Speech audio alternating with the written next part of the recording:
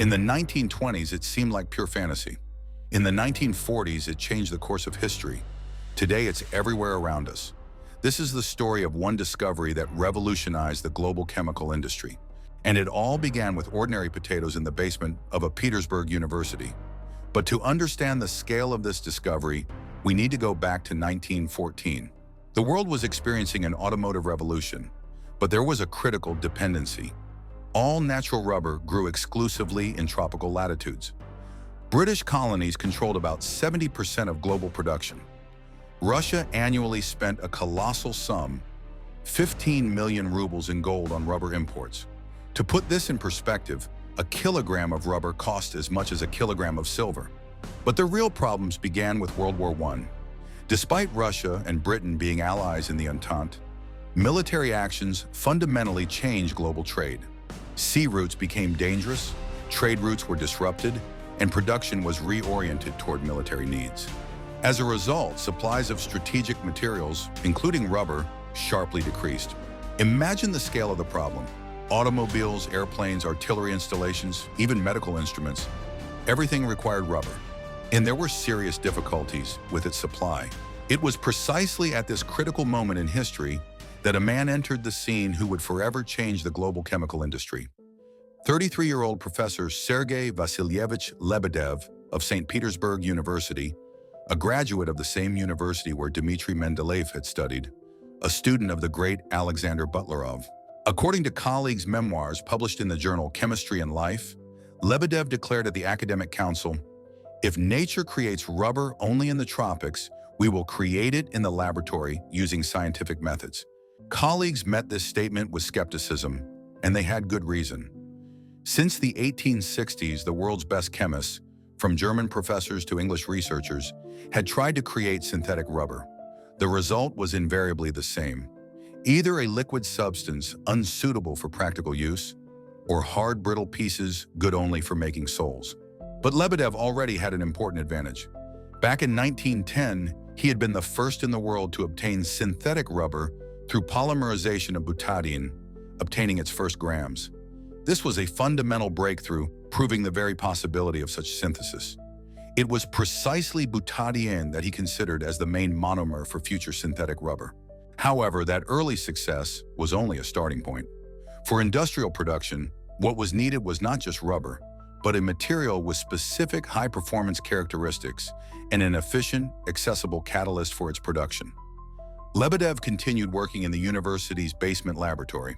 Conditions were difficult even by the standards of those times, working with toxic substances, temperature fluctuations, high pressure. The laboratory was located in a semi-basement room without proper ventilation. Archival data confirms the professor's assistants constantly changed. They couldn't endure it. Lebedev himself, according to medical records, developed a stomach ulcer but didn't stop. Day after day, year after year, he tried to solve the main task: find that very catalyst that would allow converting butadiene into a chain of strong, elastic molecules with the right structure and properties into full-fledged synthetic rubber suitable for mass production in harsh operating conditions. 8 years of research, more than 3,000 documented attempts, and then Lebedev takes the next important step. He abandons imported raw materials. Instead of expensive foreign hydrocarbons, he decides to use what could be obtained in unlimited quantities from local resources: ethyl alcohol derived from potatoes and grain. At that time in the scientific community, the idea of synthesizing rubber from alcohol seemed unconventional, too unusual a path, but it was precisely in this simplicity that Lebedev saw an elegant solution. Thus was born the remarkably logical concept of obtaining the monomer, butadiene, from accessible raw materials. According to calculations, producing 1 kilogram of rubber required about 25 kilograms of potatoes. Local raw materials versus tropical plantations, and most importantly, no dependence on imports.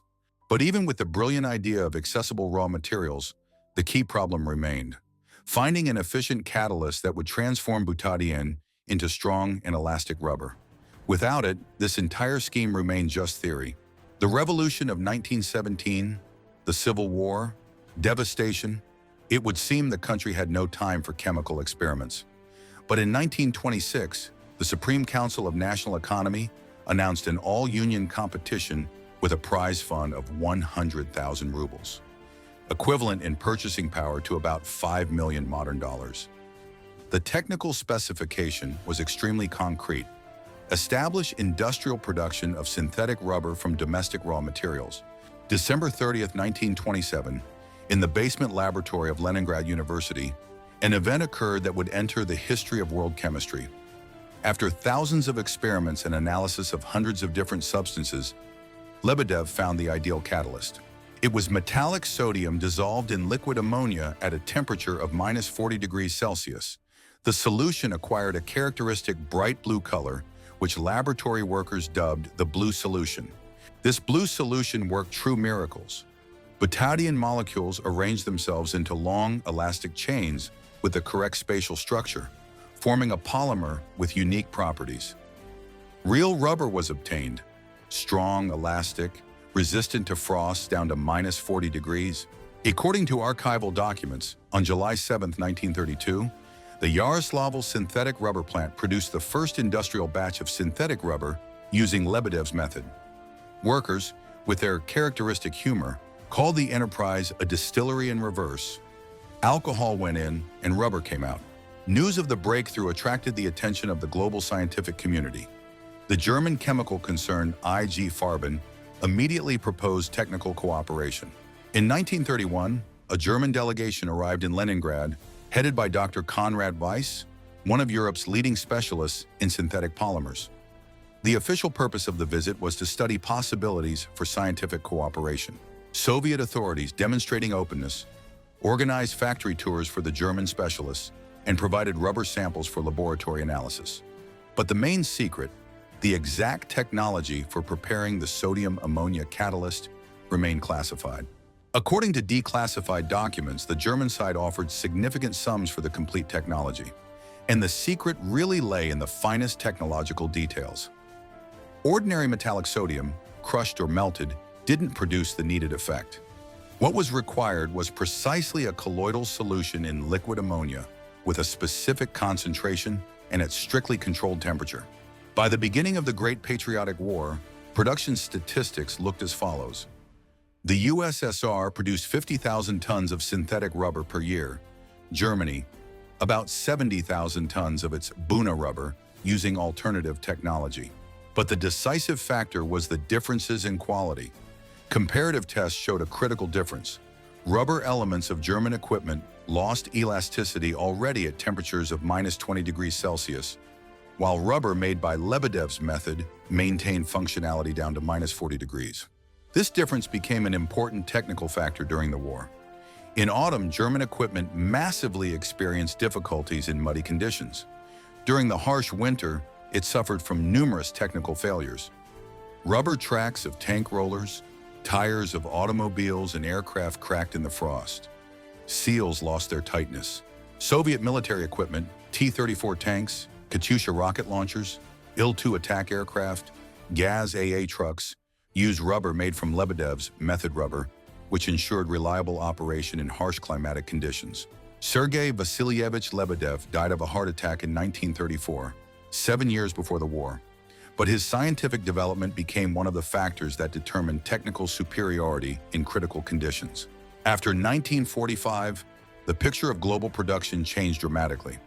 The United States during the war years deployed a large-scale synthetic rubber production program, increasing output to 800,000 tons per year, 16 times more than the Soviet level. However, Lebedev's technology retained unique competitive advantages in the areas of frost resistance and chemical resistance. The USSR continued using the sodium ammonia method for producing special grades of rubber until the 1960s. And the principle of polymerization using colloidal sodium catalyst still finds application in modern chemical industry for obtaining especially strong and heat-resistant polymers. Lebedev's name doesn't often appear in textbooks, but his scientific achievement changed global industry and saved millions of lives. If you believe such stories should be heard, support this video with a like and subscription. In the next episode, a forgotten audio technology that could have preceded the entire digital world. Sound on crystal, Be sure to subscribe to our Telegram channel so you don't miss the video. Good luck and all the best.